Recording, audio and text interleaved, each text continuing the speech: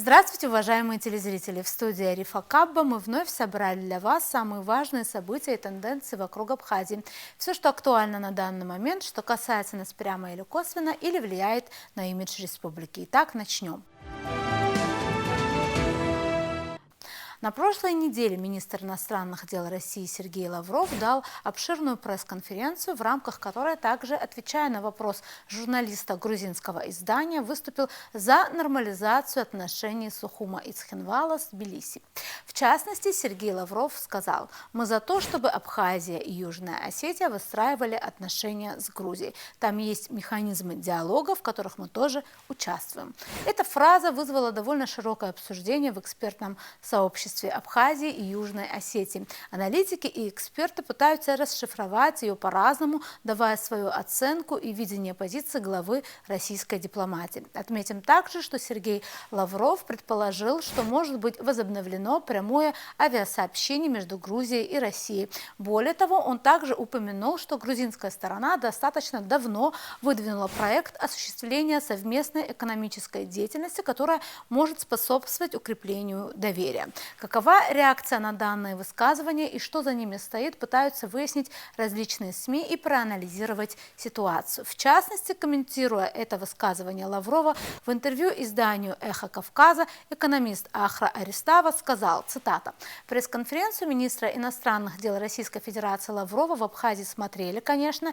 Есть то, что нам понятно, и есть вопросы, которые требуют уточнения», отметил Аристава. Что касается переговоров и диалога, речь шла о женевских дискуссиях, которые прекращены в связи с ситуацией в Украине. Женевские дискуссии должны быть возобновлены, общение должно быть возобновлено. Что касается экономической составляющей, Лавров фактически поддержал авиасообщение с Республикой Грузия. Второй вопрос экономических предложений со стороны Грузии и Абхазии, они неприемлемы, это политика вовлечения, считает эксперт. По словам экономиста, сначала Грузия должна подписать с Абхазией договор о неприменении силы, только после этого будут возможны переговоры о совместной деятельности. Цитата: «Позиция Республики Абхазия предельно ясная. Сначала надо подписать договор о неприменении военной силы, а дальше уже переходить к другим вопросам. Российская Федерация фактически за возобновление добрососедских отношений с Республикой Грузия. В этом я не вижу ничего плохого, так как правительство Грузии делает все, чтобы дистанцироваться от военного конфликта в Украине. И, конечно же, все эти призывы к ним открыть второй фронт, они держат удар, они делают все для того, чтобы не быть вовлеченными в этот конфликт. Это в Москве, конечно же, видят и стараются их как-то поддержать, но в то же время, в соответствии с договором между Российской Федерацией и Республикой Абхазия, мы являемся стратегическими союзниками, и, конечно, нам хотелось бы, чтобы эта политика, несмотря на то, что мы маленькая страна, была все-таки скоординирована с правительством Республики Абхазия», сказал эксперт.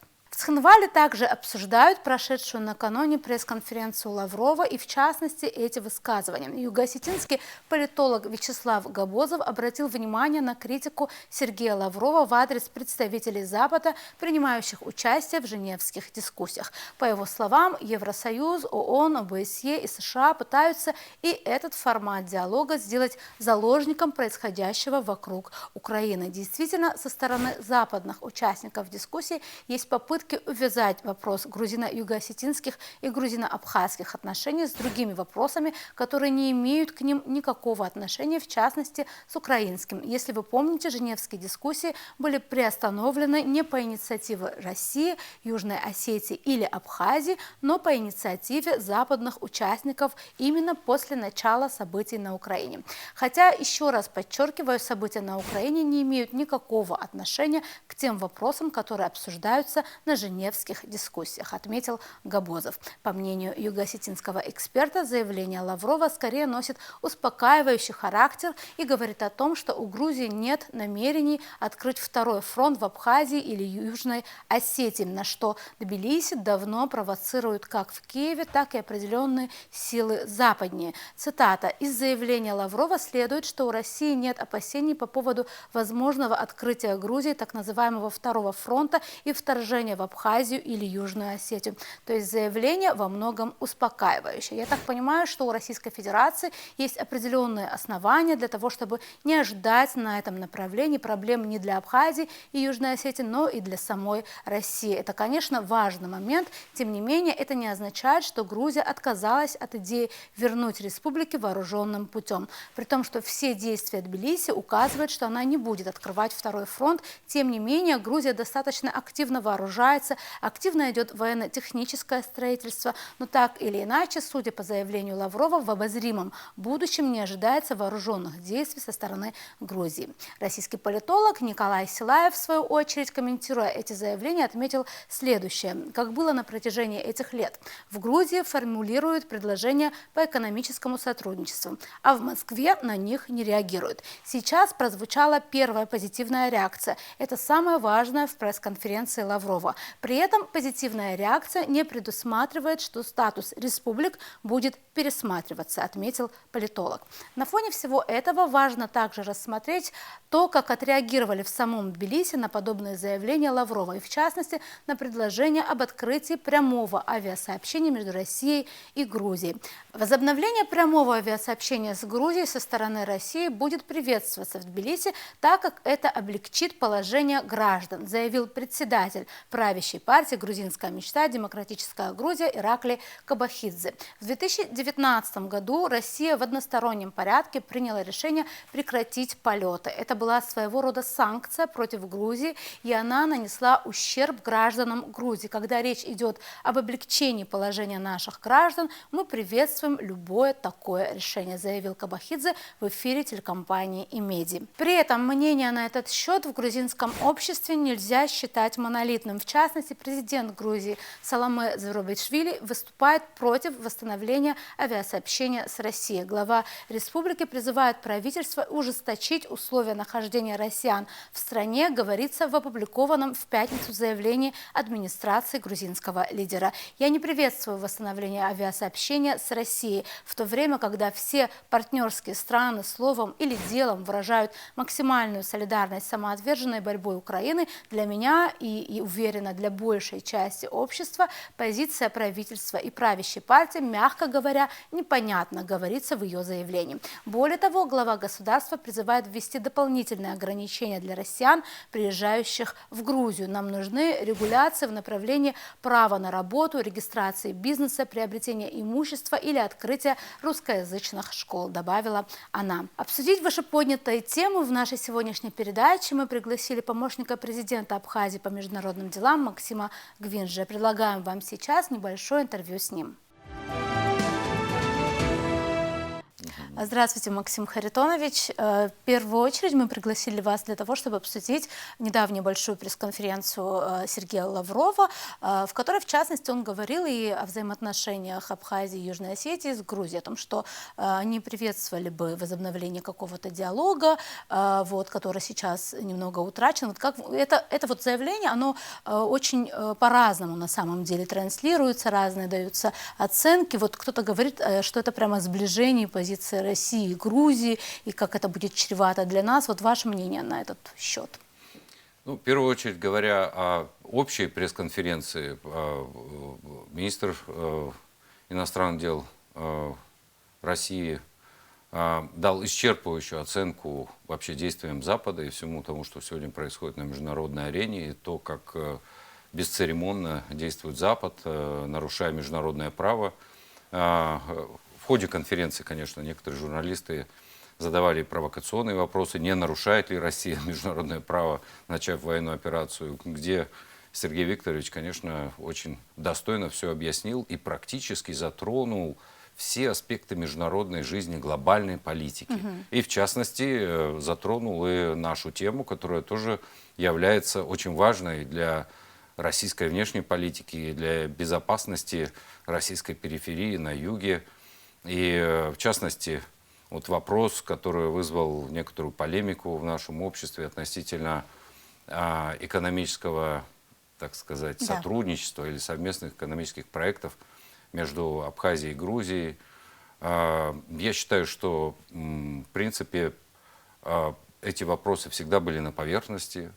И неоднократно и я заявлял, и многие другие эксперты и здесь, и в России, и в Грузии также говорили о том, что необходимо находить какие-то новые пути соприкосновения и движения вперед. Невозможно постоянно жить в условиях вражды. Обязательно нужно находить какие-то новые элементы. Так случилось, Богом так дано, что географически мы соседи с Грузией. И вопросы вот такого взаимодействия, сотрудничества и налаживания отношений должны решать мы, для того, чтобы не оставлять их нашим детям и следующим поколениям. И это трудная работа, которую, я считаю, что мы обязательно должны делать. И здесь, в этом плане, то, что сказал Сергей Викторович Лавров, конечно же, в какой-то степени отражает какие-то такие, можно сказать, в абхазском обществе прогрессивные взгляды на будущее экономического развития нашей страны.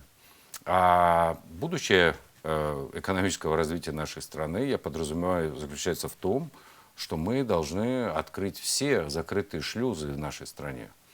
Мы живем на море, у нас есть возможность для торговли через Черное море совсем с окружающим миром. Мы не используем это в полной мере. У нас до сих пор остаются закрытыми границы. У нас не развиваются некоторые новые инфраструктурные направления.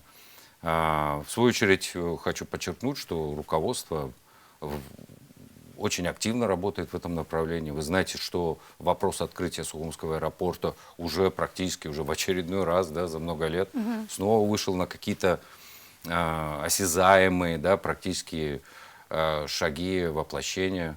Поэтому я считаю, что сказанное Сергеем Викторовичем Лавровым должно быть подхвачено и нами в Абхазии, и в Грузии, и в Южной Осетии, и всеми вообще. И мы должны начать думать о том, как нам двигаться дальше, как выходить из этого тупика, и как создавать стабильные экономические связи, которые бы в какой-то степени, в большей степени даже, способствовали тому, чтобы возникновение конфликта или военной угрозы имела бы очень высокую цену. Да? Чтобы люди задумались о том, что не стоит воевать, а лучше продолжать экономическое сотрудничество. Но мне кажется, что многих еще беспокоит тот факт, войдет ли вот это, допустим, то, о чем вы говорите, экономическое сотрудничество, да, в конфронтацию, скажем так, со статусом, да, вот с тем статусом, который имеем. Вот этот вопрос беспокоит. Как вы это видите? Ну, как вы знаете, когда есть заинтересованность в торговле и в экономическом сотрудничестве, я продолжу вот первую часть ответа, извините, что он оказался, может, слегка длинным, но об этом надо было сказать. Сейчас международная политика изменилась, мир меняется, это уже факт. Все, нет возвращения к прошлому. И обратите внимание на эти колоссальные ограничения, дискриминационные ограничения против России. Через Абхазию, так сказать, сухопутно, из Турции и из других стран, используя турецкие порты, например, открывается огромная перспектива развития транзита грузов и товаров. Да. И также Россия, Иран, Турция, Армения и Грузия все заинтересованы в том, чтобы эти цепочки, эти инфраструктурные связи, транзит товаров, чтобы он был, чтобы он существовал. В этой ситуации, когда в этом транзите будут заинтересованы большие страны, как Россия, Иран, Турция, понимаете, что наша позиция, что мы будем против, она не будет иметь такого значения. Но обязательно найдутся способы, чтобы надавить на нас, чтобы эти цепочки заработали. И в этом случае я предлагаю как-то инициировать, выступать инициаторами в этом процессе, естественно, учитывая наш статус. Я прочитал некоторые комментарии относительно вот этого предложения Лаврова о экономическом сотрудничестве между Абхазией и Грузией. И там затрагивается о том, что сначала мы должны подписать соглашение о неприменении силы. Я согласен, это очень важно, но уже на протяжении многих лет мы выставляем это как требование, и Грузия, естественно, отказывается. Грузия настаивает на том, что такое соглашение должно быть подписано между Грузией и Россией в первую очередь. Россия, в свою очередь, отказывается здесь и говорит, что Абхазия должна, Грузия, Абхазия подписать. Но, тем не менее, видите, вот здесь возникает некоторая проблема. Я считаю, что да, это очень важный документ, соглашение о неприменении силы. Но, с другой стороны, мы видим, что наш оппонент отказывается от его подписания. И я хочу напомнить, что такое соглашение о неприменении силы, что оно нам дает? Дает ли оно нам какие-то серьезные гарантии безопасности?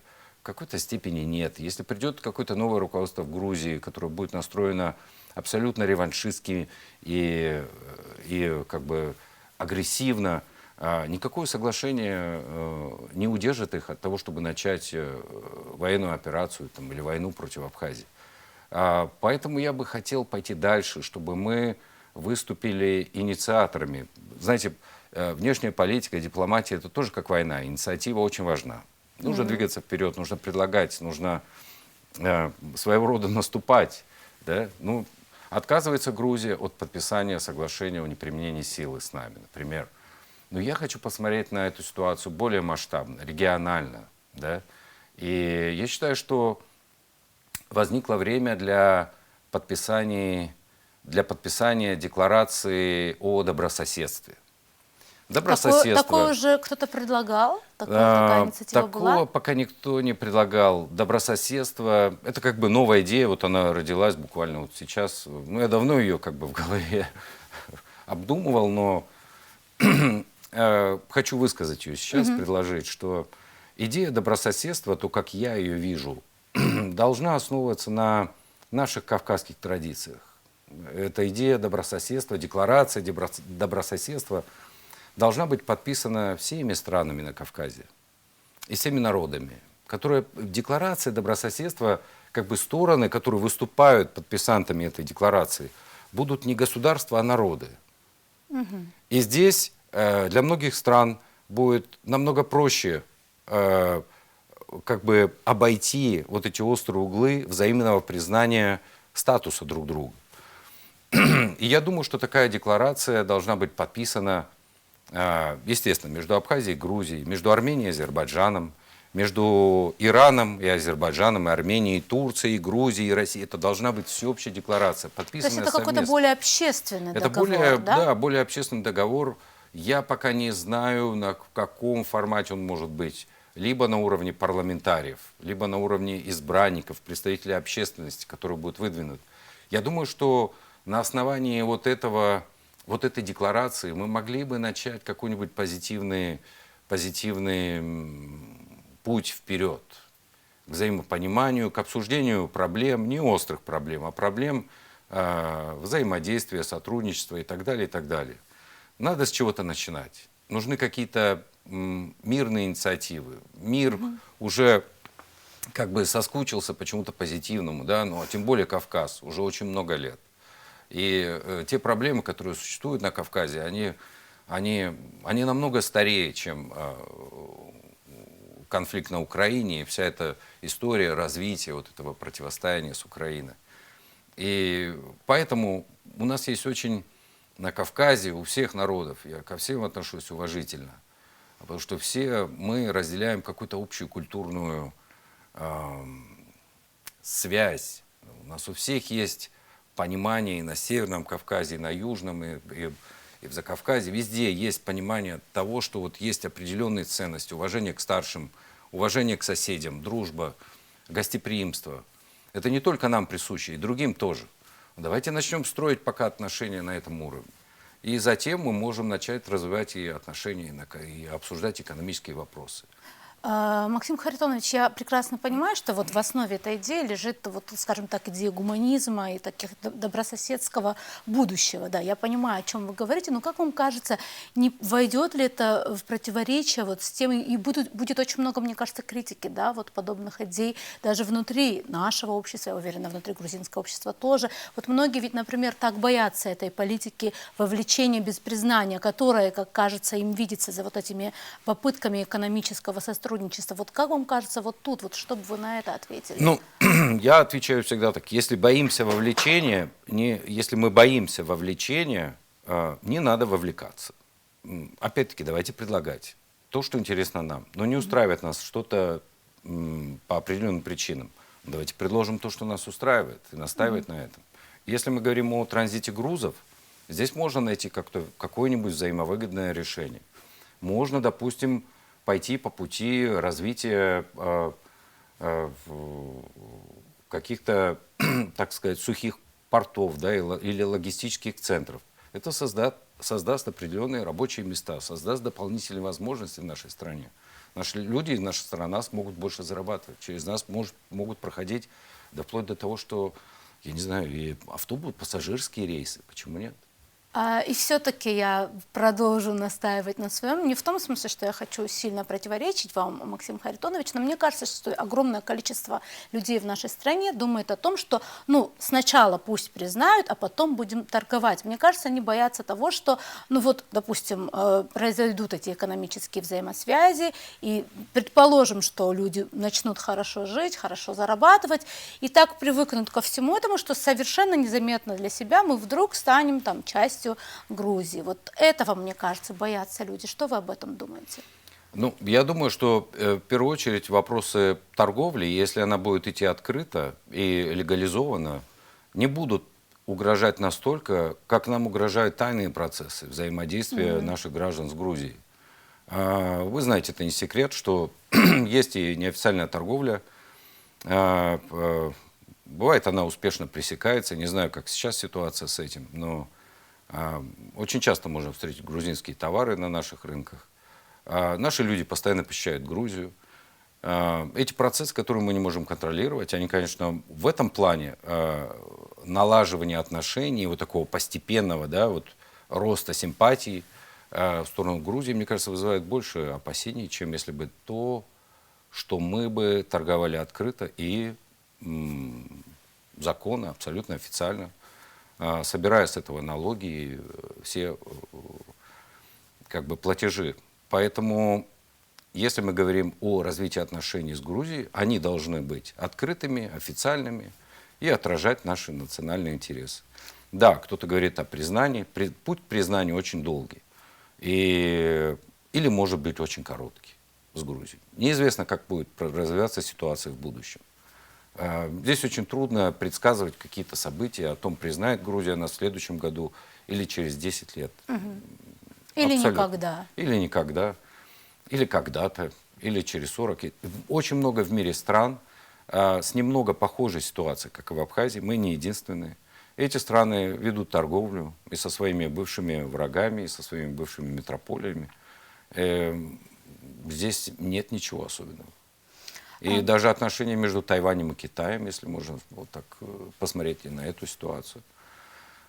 И также я бы хотел обозначить то, что если мы настаиваем на неприменении силы со стороны Грузии, Грузия уже декларативно заявила о своем отказе от применения силы.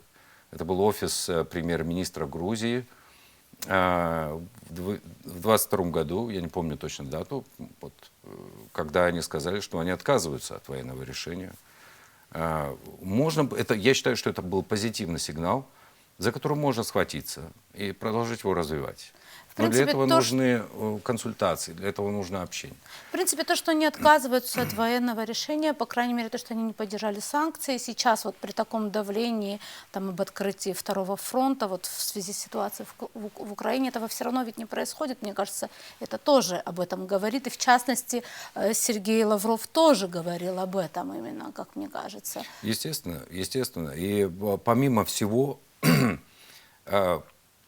Россия наш союзник, стратегический партнер. И в этом плане, я уверен, высказывания руководства России относительно Абхазии и взаимодействия Абхазии с Грузией не подразумевают каких-либо ущемлений наших прав и наших позиций. Тем более это все делается на уровне консультаций. Я уверен, что руководство нашего Министерства иностранных дел в ближайшее время проведет консультации с российскими коллегами по этой теме. Понятно. Большое спасибо, что пришли и ответили на наш вопрос. На этом сегодня все. Мы будем продолжать держать руку на пульсе событий. До новых встреч в эфире.